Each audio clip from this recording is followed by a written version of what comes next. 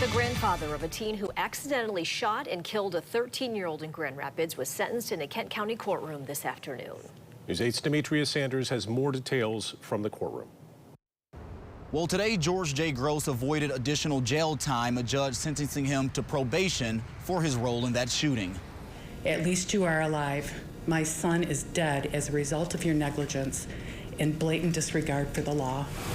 On May 28th last year, investigators say two boys were playing with a gun at a home on Alpine Avenue between 8th and 9th Streets when it went off, killing 13-year-old Gabriel Honacki. Gabriel was a 13-year-old full of life ahead of him. He was a very gifted child full of love and laughter, willing to help anyone in need. George J. Gross is the grandfather of the alleged shooter and says the .45 caliber weapon used was his. His grandson told police that he took the gun from his grandfather's nightstand. Gross said he thought all of his guns were locked up. The guns was there to protect my wife.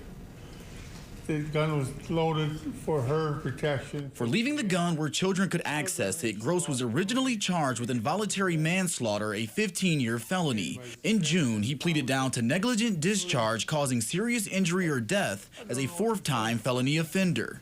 I feel bad. My kids knew, my grandkids all played with this young kid. I knew him.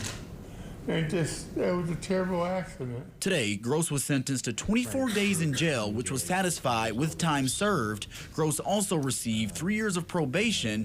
Here's what Judge Paul Denenfeld said about that sentence. It doesn't seem like much for what's happened here, but there are a lot of extenuating circumstances here. So I have to take into some account as to what would necessarily be served by additional jail time. Now, today I did have a chance to speak with Gabriel's family after the hearing. They declined to go on camera, but they told me that justice was not served. In Grand Rapids, Demetria Sanders, News 8.